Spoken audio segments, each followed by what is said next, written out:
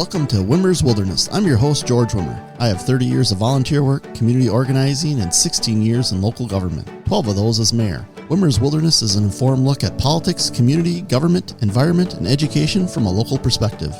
Today's episode of Wimmer's Wilderness podcast, I really wanted to kind of share a speech that was given by President Roosevelt when he was running for election in 1932 against President Hoover.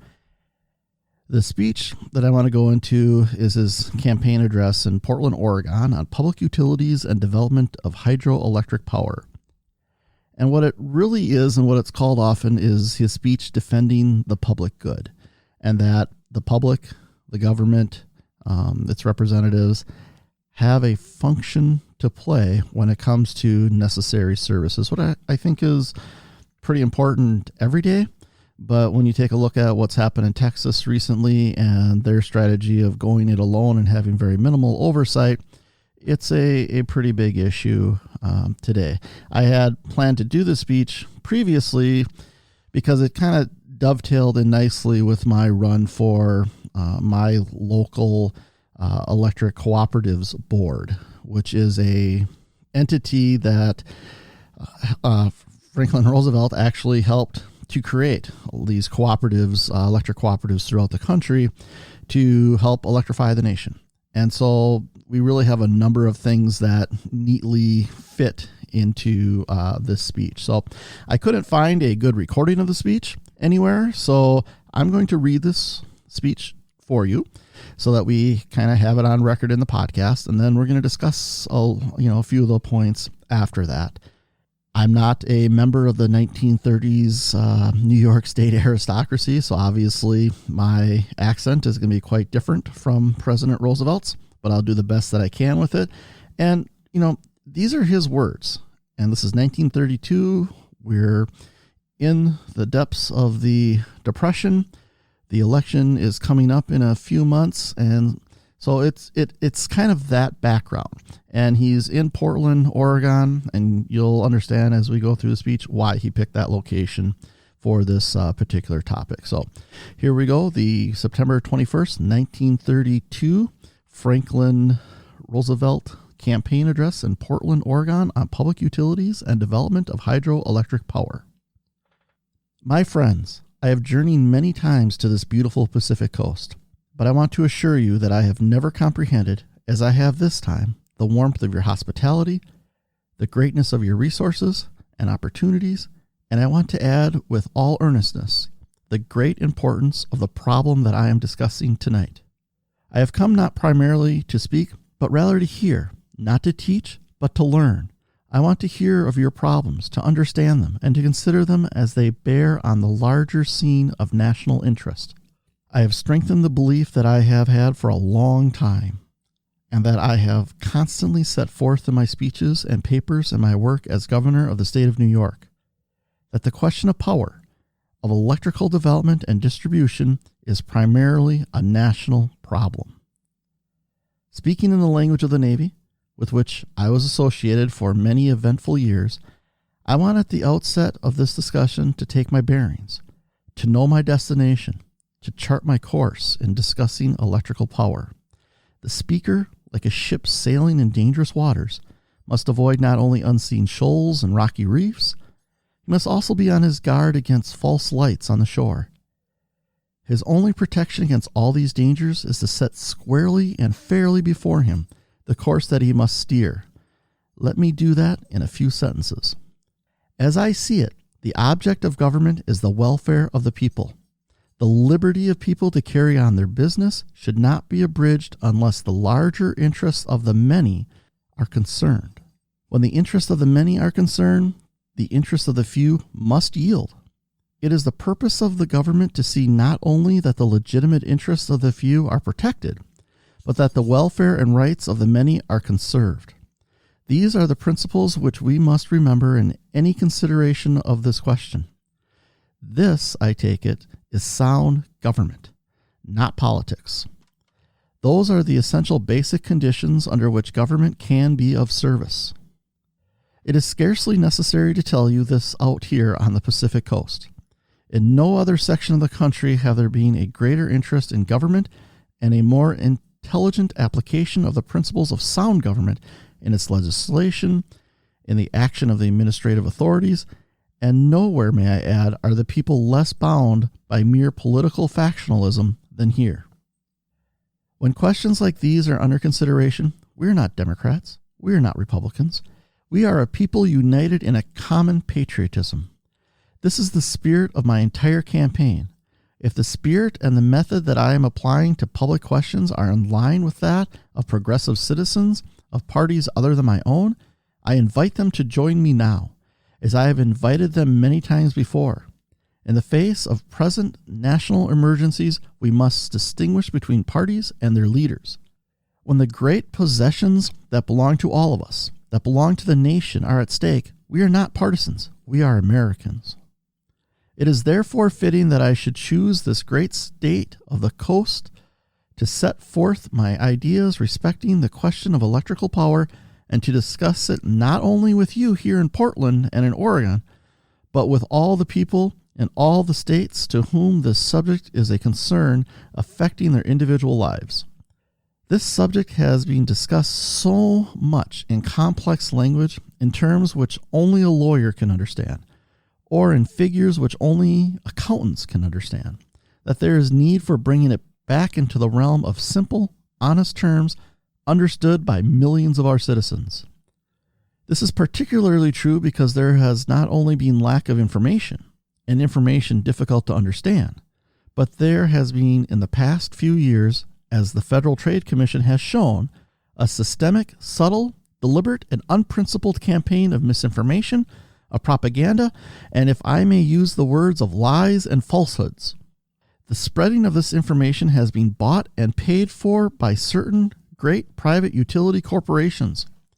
It has permeated the schools, the editorial columns of newspapers, the activities of political parties, the universities, and the printed literature in our bookstores. A false public policy has been spread throughout the land, through the use of every means, from the innocent schoolteacher down to a certainly less innocent former chairman of the Republican National Committee itself. Let us go back to the beginning of the subject. What is a public utility? Let me take you back 300 years to old King James of England. The reign of this king is remembered for many great events, two of them in particular. He gave us a great translation of the Bible, and through his Lord Chancellor, a great statement of public policy. It was in the days when Shakespeare was writing Hamlet and when the English were settling Jamestown, that a public outcry rose in England for travelers who sought to cross the deeper streams and rivers by means of ferry boats. Obviously, these ferries, which were needed to connect the highway on one side with the highway on the other, were limited to specific points. They were, therefore, as you and I can understand, monopolistic in their nature. The ferryboat operators, because of the privileged position which they held, had the chance to charge whatever the traffic would bear, and bad service and high rates had the effect of forcing much trade and travel into long detours, or the dangers of attempting to ford the streams. The greed and avarice of some of those ferryboat owners were made known by an outraged people to the king himself, and he invited his great judge, Lord Hale, to advise him. The old law lord replied that the ferryman's business was quite different from other businesses, that the ferry business was, in fact, vested with a public character, that to charge excessive rates was to set up obstacles to public use, and that the rendering of good service was a necessary and public responsibility. Every ferry, said Lord Hale, ought to be under a public regulation, to wit, that it give attendance at due time, keep a boat in due order, and take but reasonable toll. In those simple words, my friends, Lord Hale laid down a standard which, in theory at least, has been the definition of common law with respect to the authority of government over public utilities from that day down to this. With the advance of civilization, many other necessities of a monopolistic character have been added to the list of public utilities, such as railroads, street railways, pipelines, and more lately, the distribution of gas and electricity. The principle was accepted, firmly established, and became a basic part of our theory of government long before the Declaration of Independence itself. The next problem was how to be sure that the services of this kind should be satisfactory and cheap enough, while at the same time making possible the safe investment of private capital. For more than 2 centuries, the protection of the public was vested in legislative action. But with the growth of the use of public utilities of all kinds in these later days, a more convenient, direct, and scientific method had to be adopted. A method which you and I know as control and regulation by public sector or public utility commissions. Let me make it clear that I have no objection to the method of control through a public service commission. It is in fact a proper way for the people themselves to protect their interest. In practice, however, it has in many instances departed from its proper sphere of action, and I may add, has departed from its theory of responsibility. It is an undoubted and undeniable fact that in our modern American practice, the public service commissions of many states have often failed to live up to the very high purpose for which they were created. In many instances, their selection has been obtained by the public utility corporations themselves. These corporations, to the prejudice of the public, have often influenced the actions of public service commissions. Moreover, some of the commissions have either through deliberate intent or through sheer inertia adopted a theory, a conception of their duties wholly at variance with the original object for which they were created. Let me illustrate. When I became governor, I found that the Public Service Commission of the state of New York had adopted the unwarranted and unsound view that its sole function was to act as an arbiter or a court of some kind between the public on the one side and the utility corporation on the other. I thereupon laid down a principle which created horror and havoc among the insuls and other magnates of that type. I declare that the Public Service Commission is not a mere judicial body to act solely as umpire between complaining consumer or the complaining investor on the one hand and the great public utility system on the other. I declared that as the agent of the legislature, the Public Service Commission had and has a definitely delegated authority and duty to act as the agent of the public themselves, that it is not a mere arbitrator as between the people and the public utilities, but was created for the purpose of seeing that the public utilities do 2 things. First, give adequate service. Second, charge reasonable rates, that in performing this function, it must act as agent of the public upon its own initiative as well as upon petition, to investigate the acts of public utilities relative to service and rates, and to enforce adequate service and reasonable rates. The regulating commission, my friends, must be a tribune of the people, putting its engineering, its accounting, and its legal resources into the breach for the purpose of getting the facts and doing justice to both the consumers and investors in public utilities.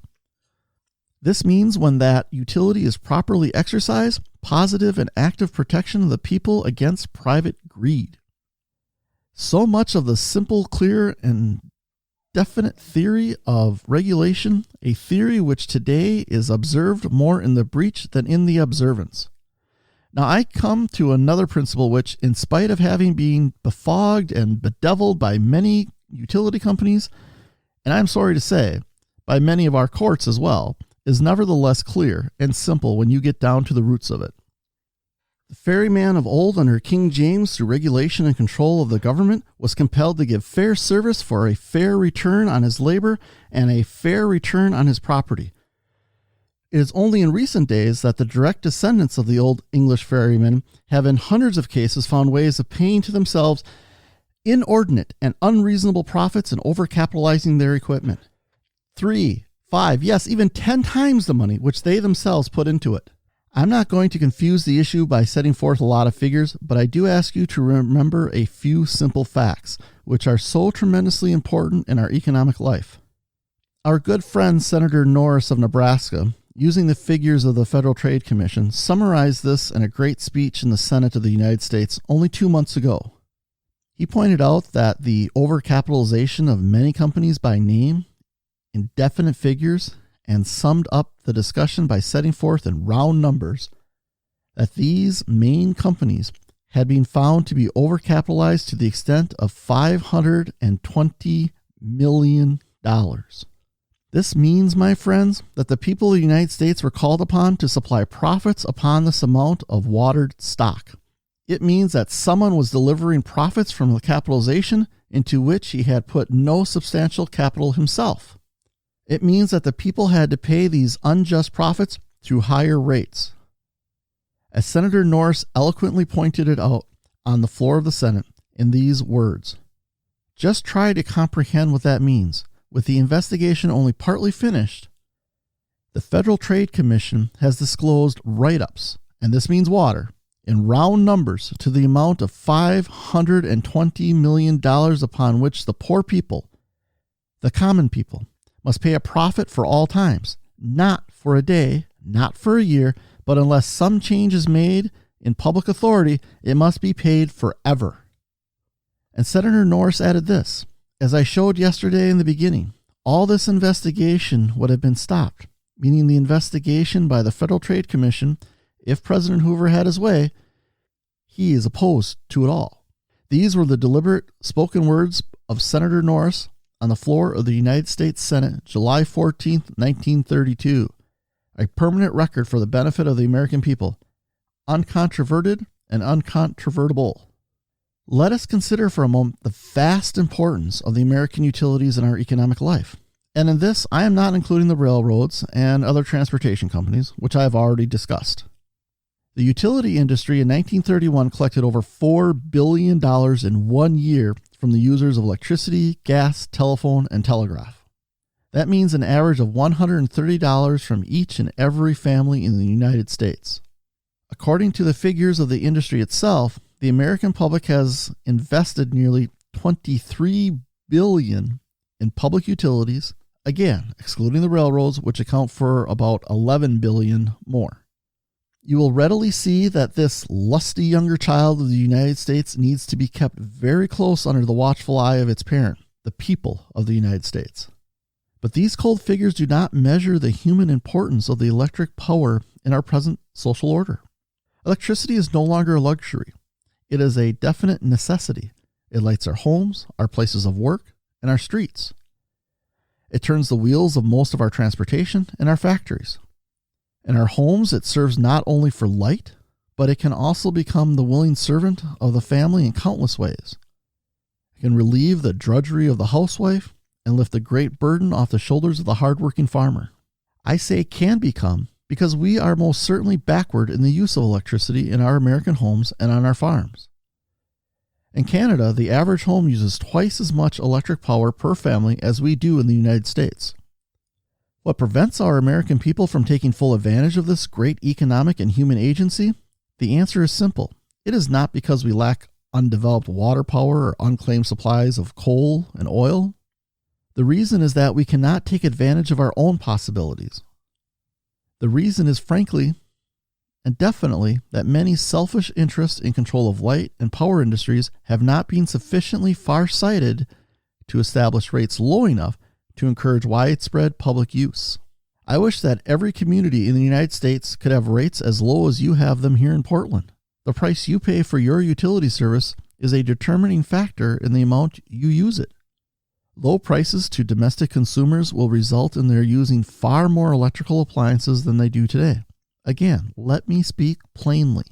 Through lack of vigilance in state capitals and in the national government, we have allowed many utility companies to get around the common law, to capitalize themselves without regard to actual investment made in property, to pyramid capital through holding companies, and without restraint of law, to sell billions of dollars of securities which the public have been falsely led into believing were properly supervised by the government itself. And now for a personal word. I'm speaking to you as the governor of the state of New York, who for 4 years has been attacked by the propaganda of certain utility companies as a dangerous man. I have been attacked for pointing out the same plain economic facts that I state here tonight. My answer has been as it is tonight, to point out these plain principles that seek to protect the welfare of the people against selfish greed. If that be treason, my friends, then make the most of it. But I have found new converts to my treason. The President's Federal Trade Commission has just come out with a report which, if I am not mistaken, is a last-minute effort to fall in line with the plain implication of the present understanding, the present temper of the public of this country. Some of its conclusions bear careful reading, in the light of what the President has said on many occasions in the past. Back in 1925, the then Secretary of Commerce, now the President, said nothing could be more hideous extension of centralization in federal government than to undermine state utility commissions and state responsibility. Somewhat later, he said, the argument is sometimes used that the power situation is parallel with the railroads where federal regulation has been found absolutely necessary.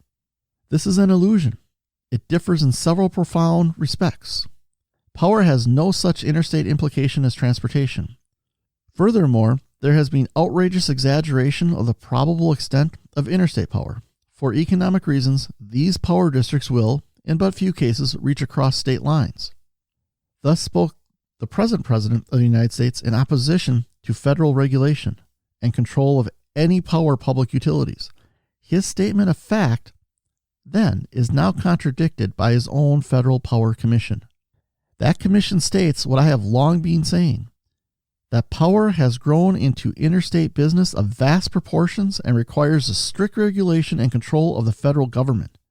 The commission says, analysis of information furnished by 91 holding companies shows that 48 major projects under public utilities are subject to control by 10 top companies, and these 10 groups serve 12,478 communities with a population of more than 42 million people. Let me give you an illustration, not only to show the vast extent of operations of some of these great companies, but the unsound conditions created by the policies of the federal non-interference which the President of the United States still so valiantly maintains. The crash of the Insular Empire has given excellent point to the truth of what I have been arguing for 4 long years. The great Insular monstrosity, made up of a group of holding and investment companies and exercising control over hundreds of thousands of operating companies, had distributed securities among hundreds of thousands of investors and had taken their money to an amount running over $1.5 billion, not millions, but billions. That Insular monstrosity grew during the years of prosperity until it reached a position where it was an important factor in the lives of millions of our people. The name was magic. The investing public did not realize then, as it does now, that the methods used in building up these holding companies were wholly contrary to every sound public policy. They did not realize that there had been arbitrary write-ups of assets and inflation of vast capital accounts. They did not realize that excessive prices had been paid for property acquired. They did not realize that the expense of financing had been capitalized. They did not realize the payments of dividends had been made out of capital. They did not realize that sound subsidiaries had been milked and milked to keep alive the weaker sisters in the great chain. They did not realize that there had been borrowings and lendings and interchange of assets, of liabilities, and of capital between the component parts of the whole. They did not realize that all these conditions necessitated terrific overcharges for services by these corporations.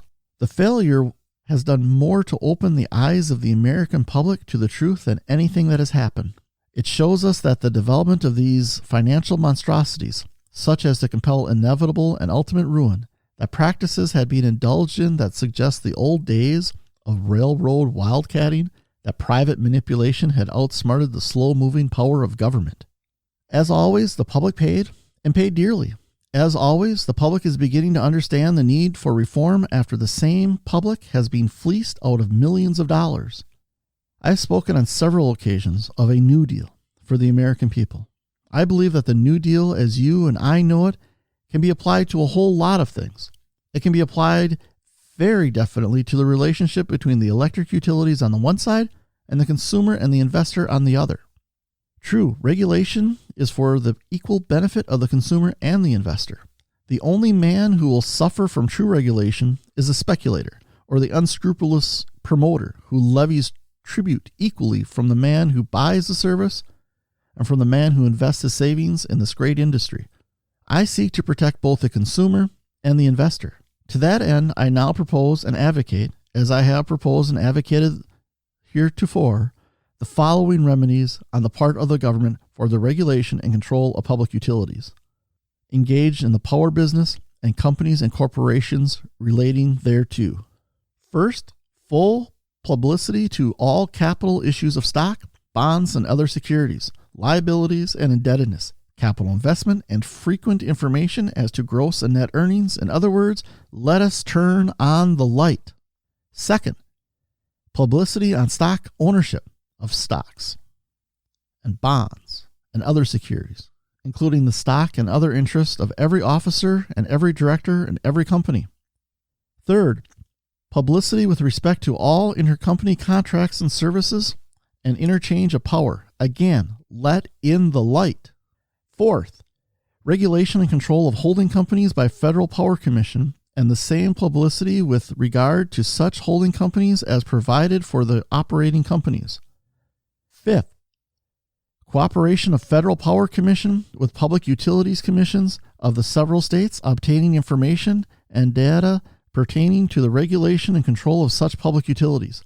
I speak with experience to say this as a governor of a state. Sixth, regulation and control of the issue of stocks and bonds and other securities on the principle of prudent investment only. Seventh, this is a technical matter, but it goes to the root of the subject.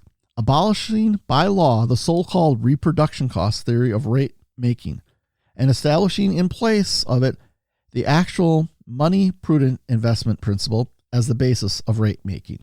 Eighth, legislation making it a crime to publish or circulate false or deceptive matter relating to public utilities or public utility commissions anywhere and at any time. I come now to the other great problem of the relationship of the government to the development through government itself of power resources and power manufacture.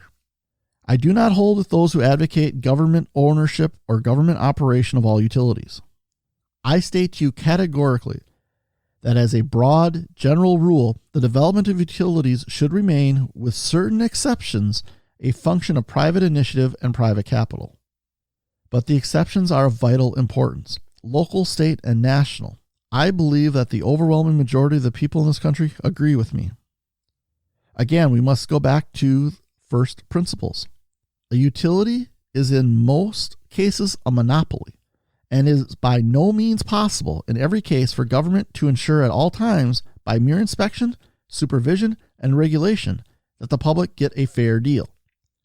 In other words, to ensure adequate service and reasonable rates.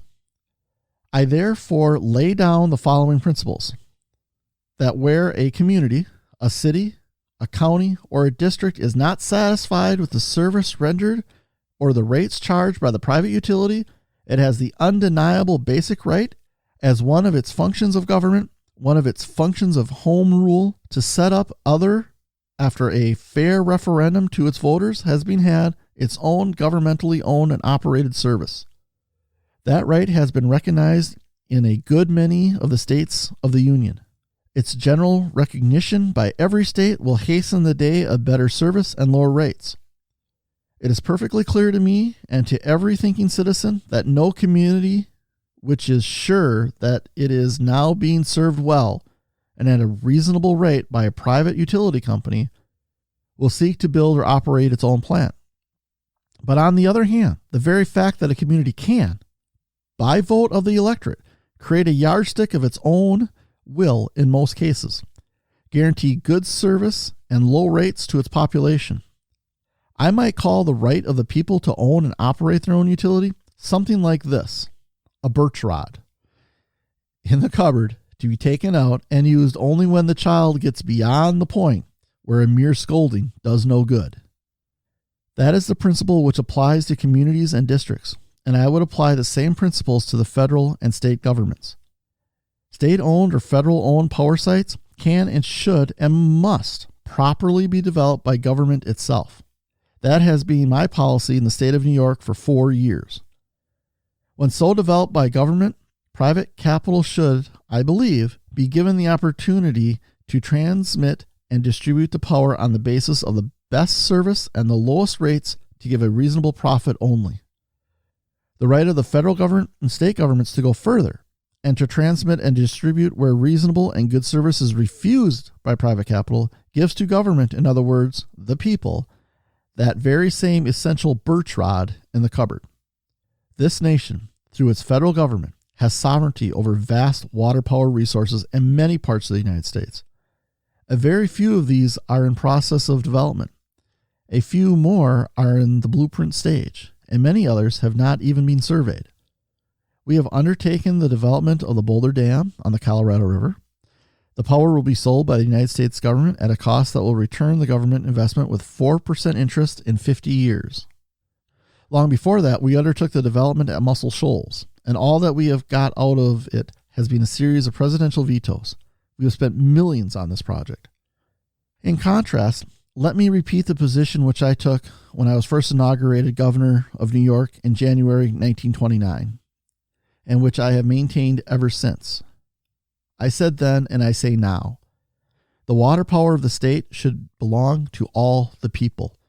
The title to this power must rest forever in the people. No commission, not the legislature itself, has any right to give, for any consideration whatever, a single potential kilowatt in virtual perpetuity to any person or corporation whatever.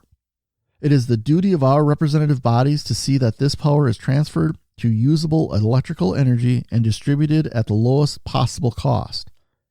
It is our power, and no inordinate profits must be allowed to those who act as the people's agent in bringing this power to their homes and workshops. We have, as all of you in this section of the country know, the vast possibilities of power development on the Columbia River. And I state in definite and certain terms that the next great hydroelectric development to be undertaken by the federal government must be that on the Columbia River. This vast water power can be an incalculable value to this whole section of the country. It means cheap manufacturing production, economy, and comfort on the farm and in the household. Your problem with regard to this great power is similar to our problem in the state of New York with regard to the power development on the St. Lawrence River. Here you have the clear picture of 4 great government developments in the United States: the St. Lawrence River in the northeast, Muscle Shoals in the southeast, the Boulder Dam project in the southwest, and finally, but by no means the least of them, the Columbia River in the northwest. Each of these, in each of the 4 quarters of the United States, will be forever a national yardstick to prevent extortion against the public and to encourage the wider use of that servant of the people, electric power.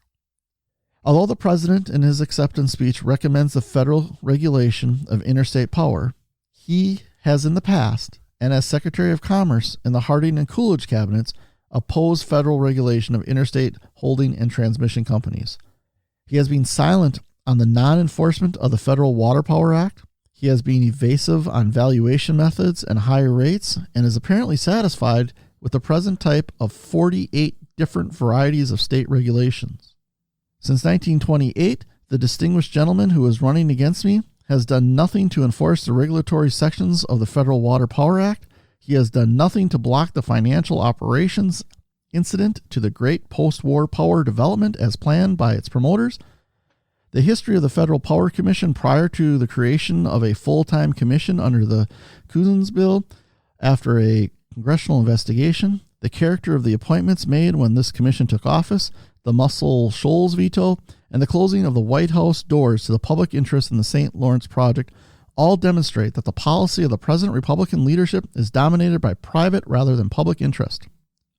In 1925, Secretary Hoover said that while there was a considerable amount of speculation going on, especially in the stocks of holding companies, he wished to make it clear that with an intelligent state regulation, neither watered capital nor speculation could affect the rates paid by consumers, and that there was no need for federal control.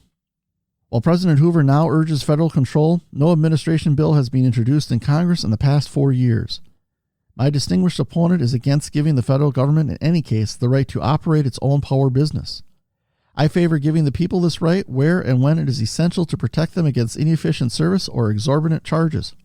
As an important part of this policy, the natural hydroelectric power resources belonging to the people of the United States or the several states shall remain forever in their possession. To the people of this country, I have but one answer on this subject. Judge me by the enemies I have made. Judge me by the selfish purposes of these utility leaders who have talked of radicalism while they were selling watered stock to the people and using our schools to deceive the coming generations. My friends, my policy is as radical as American liberty. My policy is as radical as the Constitution of the United States. I promise you this: never shall the federal government part with its sovereignty or with its control over its power resources while I am President of the United States. So we just got through listening to President Roosevelt's speech in Portland, which is often referred to as the public good speech, and it is as it is advertised. President Roosevelt, at that time, candidate Roosevelt, looking to unseat President Hoover, was really trying to draw the public into the understanding that there are good things government can do. Now, we hear for decades and decades that the government is something in the way. President Reagan, before him, candidate and U.S. Senator from Arizona, Barry Goldwater, who I'll be covering speeches that both of them have given in the upcoming months as well, but laid out this theory, laid out the, or should I say laid the groundwork for the continual undermining of government at its core, that government can provide good services, needed services, and more importantly, and this goes to President Roosevelt's speech, providing the supervision, providing the inspection, providing the, as he said, the stick sometimes to get corporations, get companies, and get individuals to act the way they should. Oftentimes you hear people say, well, why do we need, this much management, or why do we need this much concern? It's because we need to have somebody there with the interests of the whole at heart. And President Roosevelt brings that up in his speech as well, that the minority, and in this case, the smaller number of people, they need to have their rights protected, but their rights cannot be protected. A company, a stockholder, people who are invested into something should not have the right to cause harm to the many. In this case, customers of electric power in President Roosevelt's, in his speech. So when you get into this kind of mindset, which we've experienced for decades and decades now, and President Reagan did put a really fine tip on it, essentially saying, government needs to get out of the way and, let individuals thrive, let businesses thrive, let them go out and do the business of America, get rid of regulation, get rid of taxes, let them thrive because it will trickle down to everybody else. Well, that's just simply not the case.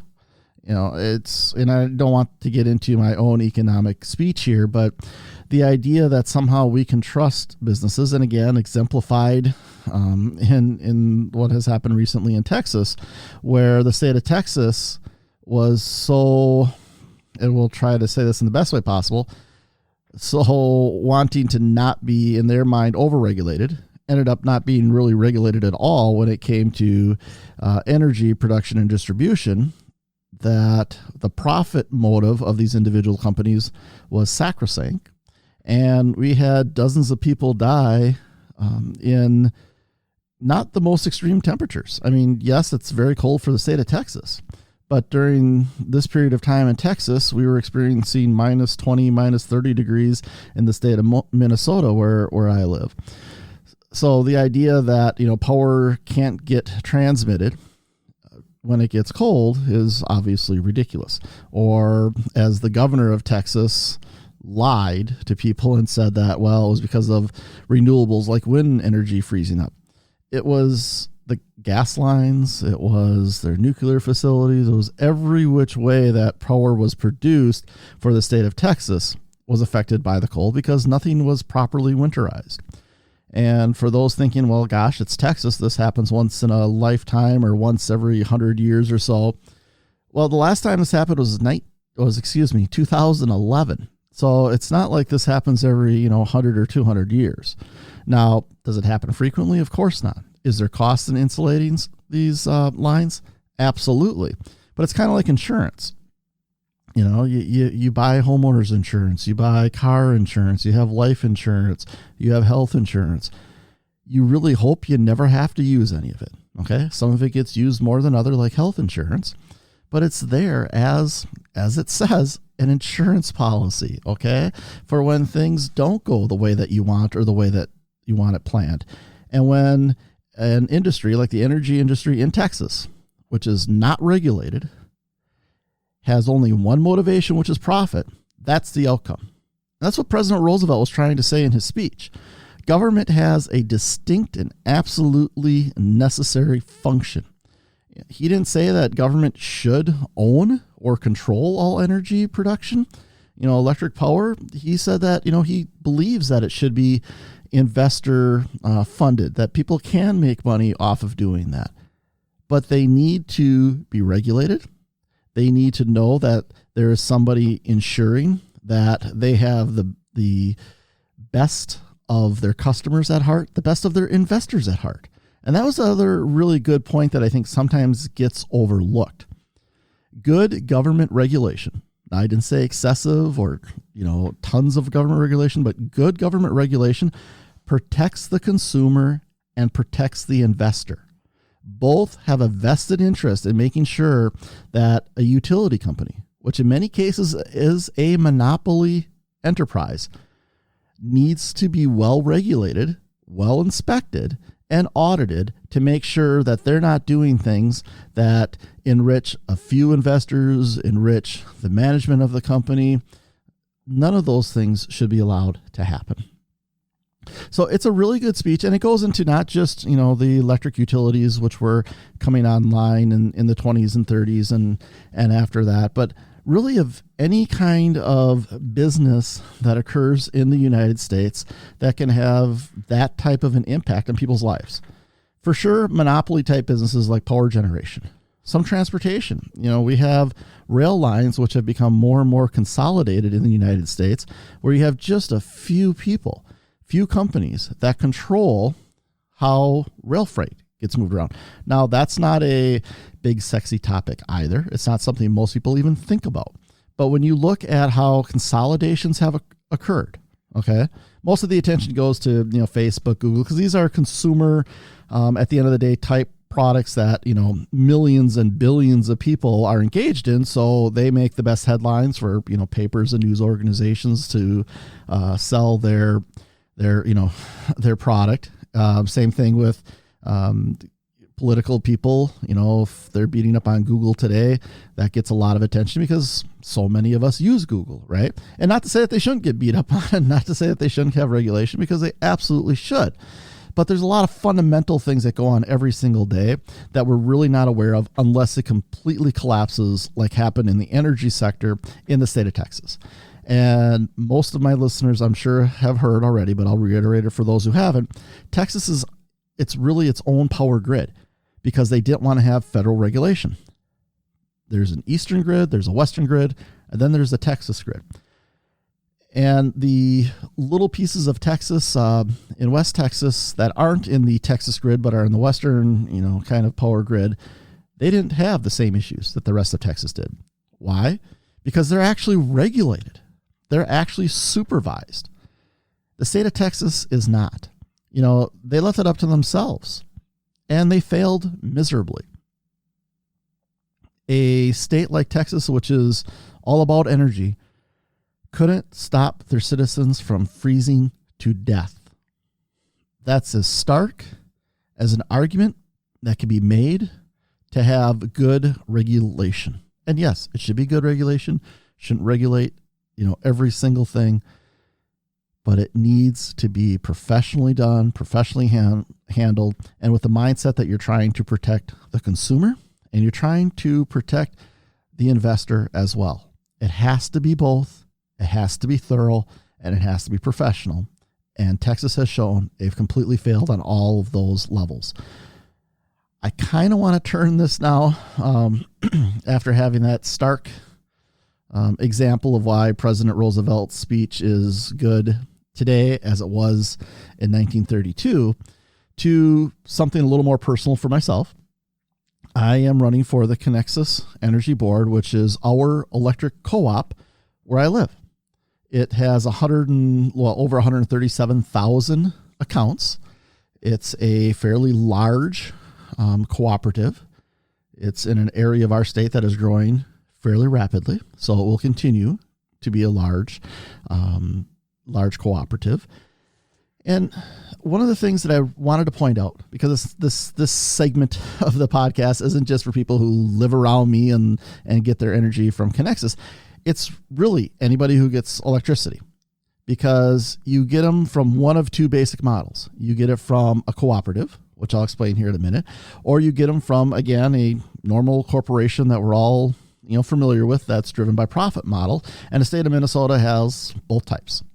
So a member cooperative was set up, and President Roosevelt really ties into this as well, that he was really a proponent of this, of having, a local farming group or local community group get together, raise capital so that they could bring electricity into their community, because they may not have been viewed as a great profit center for larger corporations to do it at the time, or for other investors to do it. So a member cooperative, like Conexus is, relies on a board for governance. There's, the Public Utility Commission has no authority over Conexus Energy. And Conexus Energy isn't an energy producer. They're kind of a in the middleman position. There's a energy producer they buy the electricity from. They get it. They transfer it out to their customers. They bill their customers, and they pay for that energy. Like I said, they have 137,000 plus accounts. They have a little over 200 total employees, because, again, they're not producing the energy themselves. They're transmitting it. The key part of this, however, is that the board needs to provide proper supervision of the operations.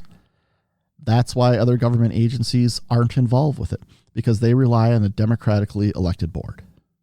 Now, one of the things that President Roosevelt said in his speech was that he has nothing against commissions. He has nothing against, groups necessarily governing themselves as long as they do it well. But there's a lot of examples where the groups don't do it very well. And one of the issues that arises in cooperatives is that they have the noble supervisory model of, the members elect, right? So the customers, the people who should be as close to the product as anybody, get the vote for that supervision. Now, the way it occurs makes that a little bit difficult at times. Elections are in April. They're not, normally when people are thinking about elections, there's not very good communication in a number of member cooperatives to ensure that people participate. It's a little bit more difficult of a process than it needs to be. Most people couldn't pick out their power company cooperative leadership if their lives were on the line. And that also goes to the fact that it's not as transparent as it could be at times, that the board members aren't out making the contact with the people that they represent. It's a difficult situation. And it leads to the fact that most elections are incredibly low turnout events. The Conexus elections are generally about 6%. So you have about 10,000 people who participate each election cycle out of the 137,000 accounts. And I should say about 10,000 accounts, because if you're in a house of 10 people or a house with one person, that's one account, that's one vote. So you have 10,000 votes approximately People don't need to live within the actual service areas. If they have an account there, they own a business there and they pay a bill, they get a vote whether they live in that territory or not. So it's a little bit of a mixed bag when it comes to the voter supervision, okay, the member supervision. Because if you have a board that's elected by 10,000 account holders out of 138,000, and when you break it down, incumbents virtually almost always win. That's something we'll touch on here in a second.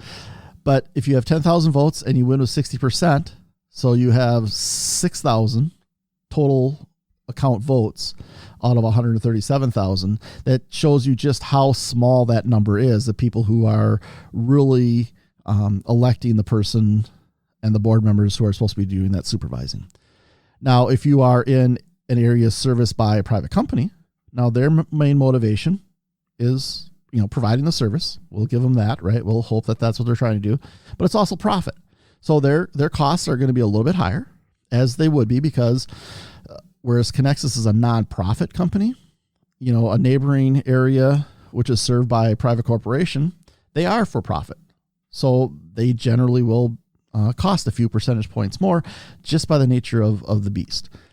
So why am I talking about this? Well, one, it's, as I said to begin with, it's kind of a selfish thing on my part, letting my listeners know that I am running for Connexus board seat. I'm hoping to bring a lot more light into the process of electing and educating people about their power generation, where they get power from, who's transmitting it to them, what impact that has on a community, what impact that has on our environment, how we should be looking at renewable and sustainable energy sources, making sure that, as President Roosevelt said, two of the keys for him in power generation are the affordability and the reliability of the service, and, the transparency as well on top of that. So even if, I don't win this election, and I'm going to try to do everything I possibly can to win the election, I want to bring more light to the process. I want to get more people involved. If we're having 6% of the total accounts voting, gosh, we got to get that to at least 10%, double digits. I mean, that seems like an incredibly low bar, especially in a state like Minnesota, which is usually number one for national elections in the entire country. Now, again, that system is quite a bit different. It occurs when, voting occurs. This Connexus election reminds me of a number of places where municipal or local elections are held in April, just like this Connexus board election is. Well, those municipal elections have incredibly low turnout because people aren't used to or don't normally vote that time of year. And you can come back and say, well, we've voted in April for 100 years in our town. Well, that's great. But if you look at the percentage of people who turn out for that municipal election versus municipal elections in places that vote in November, you'll see a completely different set of numbers. And we need to make things that are supposed to be a democratic process much more democratic, much more open, and much more attuned to how voters will respond. So that is, my goal here. And that fits, I think, really into our community, environment, education, politics. It really encapsulates everything we're trying to do in Wimmer's Wilderness. And I would really hope that you take a look where you live. Are you getting your electricity or any other service from a member cooperative? If you are, participate in the election. Find out who's running that board. You have not only a right, but you have an absolute responsibility to try to make that happen in a much better way. And I hope you do that. So I recorded this, there's no script, there's nothing here. This has just been really all off the cuff because, one, I feel so passionate about President Roosevelt's speech because I believe in the public good, right? I think different presidents have done good things. Ronald Reagan did some good things. He did some, really bad things as well. He's revered by Republicans for sure, and is often quoted by Democrats to make points to the Republican side of the aisle. But this idea, this undermining of effective and efficient government by anyone, I think really does a disservice to everyone. And we need to make sure that when we have the opportunity to make an impact, whether it's local government, which I'm incredibly passionate about, whether it's in these member cooperatives that are really all over the place in this country, okay? You need to do that. You need to get involved. You need to take a look at that. Be curious. And it's hard sometimes, especially we have a very, migratory type situation in the United States, right? We're moving from place to place to place. People are following jobs, education, differing opportunities they have in their life. They may be in a place for just a few years. Well, even if you're there for a few years, you plan to be there for a few years, you might be there for a long time, plan to be there for a long time and only be there for a few years. This is a really good way to get involved, right? I'm not saying you have to run for a member cooperative or run for local office, but get involved. Know what's going on. That's how you make it so much better. Okay. So thank you for listening. I hope you liked President Roosevelt's speech. It's one of those that you could listen to each and every year and find examples where people have yet to listen to his advice. Okay.